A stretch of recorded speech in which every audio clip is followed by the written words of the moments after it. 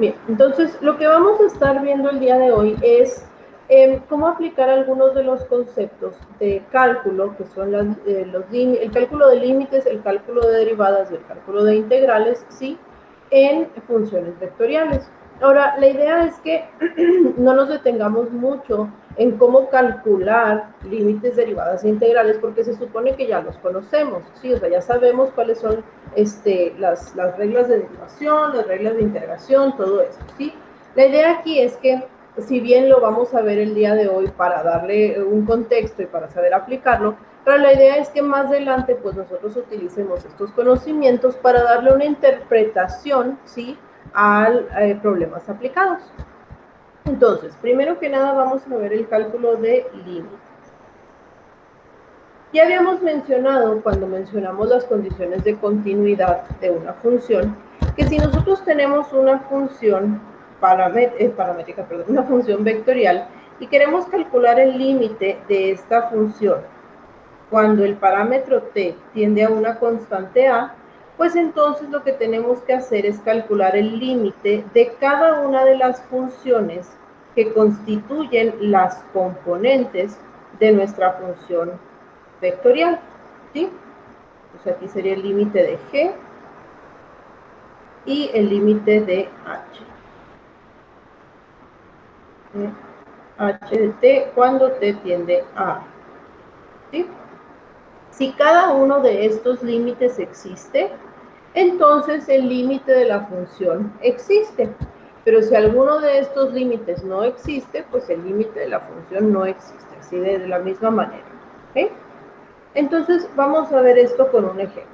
Vamos a tener nosotros la función vectorial r, que está dada por 1 más t cúbica i más t por e a la menos t j más seno de t sobre t k. Y queremos nosotros calcular el límite de la función r cuando t tiende a 0. ¿Ok? Entonces, pues para ello tenemos que calcular el límite de la función f, de la función g y de la función h. Y esto lo podemos hacer por separado, ¿no? Tendríamos el límite cuando t tiende a 0 de 1 más t cúbico. Ahora, en este caso, pues el límite de esta función se calcula por sustitución directa, ¿no? Dado que lo que tenemos es una función polinómica. Entonces, cuando tenemos este tipo de funciones, que al final es una función algebraica o una función representada por un polinomio, pues basta con sustituir el valor de t, ¿sí?, en cada variable, ¿sí?, para encontrar el límite. En este caso, entonces, nuestro límite sería 1 más 0, que es 1. ¿Ok? Entonces ya tenemos el primero. Luego, habría que calcular el límite de la función t por e a la menos t cuando t tiende a 0. ¿Vale? Entonces, aquí también, como tenemos una función exponencial, pues el cálculo del límite es básicamente por sustitución, ¿no? Entonces, vamos a ver qué sucede aquí. Aquí tenemos nosotros t sobre e a la t. Y lo que estamos haciendo es hacer que t valga 0. Entonces, esto sería 0 por e a la 0. E a la 0 vale 1, entonces pues esto va a dar 0. ¿Ok? Y vamos a ver el último límite, que es el límite de seno de t sobre t, cuando t tiende a 0. Ahora, cuando hablamos de límites de funciones trigonométricas, existen algunas, ¿cómo se dice? Propiedades, no, se me fue el nombre, algunas propiedades, algunas identidades, ¿sí? Una de ellas es esta, o sea, el límite de t, del seno de t sobre t, cuando t tiende a 0, evidentemente no se puede sustituir o no se puede evaluar por sustitución directa, ¿sí? Tampoco se puede racionalizar de alguna forma esto, o sea, pues en realidad no hay nada que le podamos hacer para simplificarlo. Pero si nosotros calculamos este límite de forma tabular, podemos encontrar que este límite se va aproximando a 1. Entonces, el chiste aquí, esta es una identidad, ¿sí? O sea, esta es una identidad que el límite de esta función, cuando t tiende a 0, es igual a 1. Les digo que estas son cosas que se vieron en cálculo, ¿sí? O sea, hablando de aprender acerca de límites, derivadas e integrales, pues este tipo de identidades se van revisando, ¿no? Entonces, ya tenemos el valor del límite de cada una de las funciones. Quiere decir entonces que el límite de la función r, cuando t tiende a 0, pues va a ser 1i, o sea, i, más 0j, pues ya no lo escribimos, más 1k, o sea, más k. ¿Sí? Entonces, esta función, cuando t se aproxima a 0, se aproxima al vector i más k. ¿Sale? Va a suceder algo muy similar cuando estemos hablando de derivación. Es decir, cuando nosotros hablemos de derivar una función vectorial, pues si tenemos nosotros una función vectorial, ¿sí? Y lo que queremos hacer es derivarla, pues al final lo que vamos a estar haciendo es precisamente derivar cada una de sus componentes. Entonces, R' pues va a ser la derivada de la componente I, la derivada de la componente J y la derivada de la componente K. ¿Sale? Siempre y cuando cada una de estas derivadas exista, ¿sí?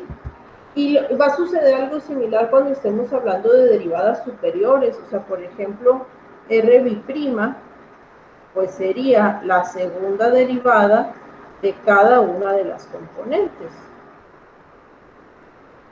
Y evidentemente, muchachos, para derivar cada una de las funciones f, g y h, pues se va a hacer uso de las reglas de derivación que ya conocemos, ¿ok? Por ejemplo, vamos a tener aquí la siguiente función. Tenemos que r es igual a, bueno, r de t es igual a t cuadrada más t i más c a la t j más 2k. Y queremos encontrar la primera y la segunda derivadas de esta función. Entonces, por ejemplo, aquí tenemos que r' pues sería 2t más 1 i más c a la t j más 0k, ¿sí? Derivando cada una de estas funciones. R', pues sería 2i, ahí me faltó el 1, 2i más e a la t j. ¿Ok? Ahora, fíjense que nosotros tenemos aquí, o sea, el resultado de cada una de estas derivadas, pues es un nuevo vector, ¿sí? O sea, recuerden que una función vectorial al final lo que está representando, pues es un vector. Entonces, si al derivar o al integrar o al calcular un límite, ¿sí? El resultado de ese operador, pues va a ser un nuevo vector. Pero entonces, si estamos hablando de vectores, pues quiere decir que nosotros podemos aplicar las operaciones de vectores a estos, ¿sí? O sea, porque al final pues es lo que tenemos. Por ejemplo, aquí podemos nosotros calcular el ángulo entre la derivada y la segunda derivada, ¿sí? No sé si se acuerdan que para calcular el ángulo de dos vectores se utiliza el producto punto. Nosotros decimos que el coseno de teta es igual a u punto v sobre la magnitud de el producto de las magnitudes. ¿Ok? Entonces, por ejemplo, aquí, si nosotros queremos calcular el ángulo de estos dos vectores, o sea, del vector derivada y del vector segundo derivada, en un punto dado, por ejemplo, en t igual a 0, ¿sí? Pues lo que tenemos que hacer es precisamente evaluar cada vector obtenido en el valor de t, y con esos vectores numéricos, porque estos son vectores en forma de función, ¿sí? O sea, con estos vectores numéricos, pues podemos nosotros encontrar el ángulo. Por ejemplo, en este caso, tendríamos que R' de t, pues va a ser 2 por 0 más 1i más e a la 0j. Es decir, esto va a ser i más j. Y R', ay, aquí me faltó, lo estoy evaluando de 0, perdón. R' de 0, con el valor de t igual a 0, pues sería 2i más e a la 0j, es decir, 2i más j. Con estos dos vectores vamos nosotros a calcular el ángulo que se forma entre ellos, ¿sí?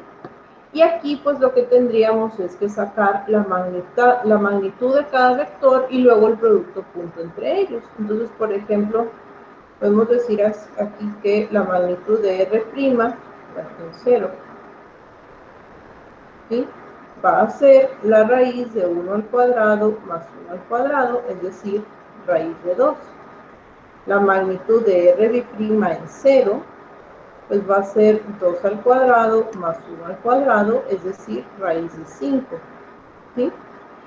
Y el producto punto, ay, perdón, no punto, es R' de 0 punto R' de 0, pues va a ser 1 por 2, 2, más 1 por 1, 1, va a ser 3. Por lo tanto, el ángulo entre estos dos vectores en el punto dado va a ser arco coseno de 3 sobre raíz de 2 por raíz de 5. ¿Sí? Y aquí, pues, haciendo uso de nuestra calculadora, ya sea que lo expresemos en grados o en radianes, ¿no? Pues ahí cada quien, a menos de que les indique que expresarlo, pero pues ya cada quien lo puede poner como quiera. Entonces va a ser 3 entre raíz de 2 por raíz de 5 y el coseno de esto van a ser 18.43 gramos aproximadamente. ¿Sí?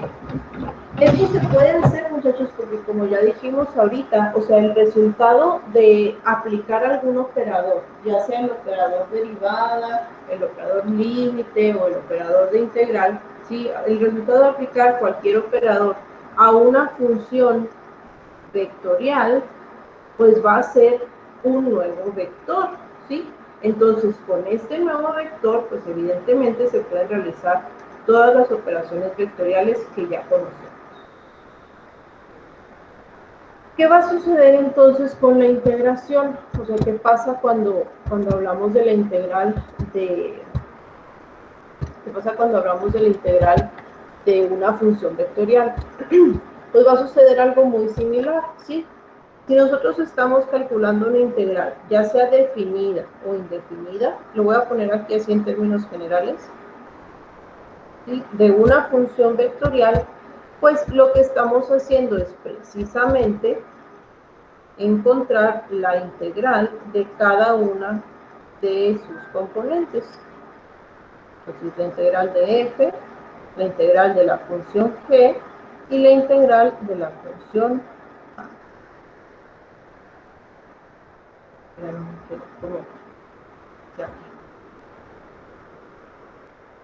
¿Ok?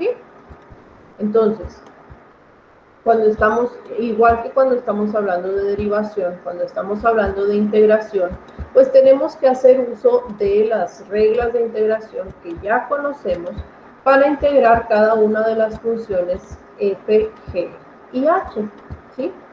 Por ejemplo, si tenemos nosotros la siguiente función, vamos a decir aquí que R de t es igual a 2 coseno de ti más seno de tj más 2tk, ¿sí? Y si nosotros queremos encontrar la integral definida de esta función, ¿sí? Pues sería la integral de 0 a pi medios de r va a ser igual a la integral de 0 a pi medios de cada una de estas funciones. De 0 a pi medios de 2 coseno de t en i, más la integral de 0 a pi medios de seno de t en j, más la integral de 0 a pi medios de 2t en k. ¿Sí? Y pues calculamos cada una de las integrales por separado y las evaluamos, ¿no? Entonces, por ejemplo, aquí la primera, voy a enumerar. La primera pues va a ser 2 seno de t evaluado de 0 a pi medios, ¿no? Entonces esto sería 2 por el seno de pi medios menos 2 por el seno de 0. Ahora, cuando hablamos de radianes, el seno de pi medios vale 1 y el seno de 0 pues vale 0. Entonces, el resultado de esta integral es igual a 2. Luego, la siguiente integral, la de la función g, pues sería la integral de seno es menos coseno, entonces tendríamos menos coseno de t evaluado de 0 a pi medios. Esto sería menos coseno de pi medios más coseno de 0. Coseno de pi medios es igual a 0, pero coseno de 0 es igual a 1. Entonces el resultado de esta integral pues es igual a 1. Y por último, evaluando la tercera integral, que es la que corresponde a la componente k, pues vamos a tener que la integral de 2t es t cuadrada, ¿sí? Evaluado de 0 a pi medios. Entonces esto sería pi medios al cuadrado menos 0 va a ser pi cuadrada sobre 4. ¿Cuál fue entonces el resultado de la integral de nuestra función vectorial? Pues va a ser 2i más j más pi cuadrada sobre 4. Ojo, en este caso estamos obteniendo ya un vector con componentes numéricas porque estamos evaluando nuestra integral, ¿sí?, en límites numéricos. Si estuviéramos haciendo una integral indefinida, entonces lo que estaríamos obteniendo pues sería una nueva función vectorial, ¿sí?, donde cada uno de los componentes pues es el resultado de una integral, ¿no? Pero en este caso, como ya estamos evaluando la integral, pues lo que estamos obteniendo es precisamente un vector numérico. ¿Vale? ¿Hay alguna pregunta en esto?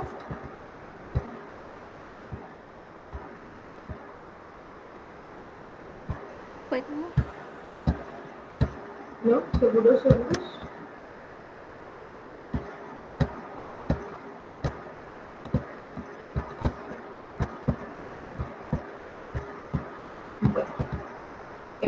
Bueno, muy bien.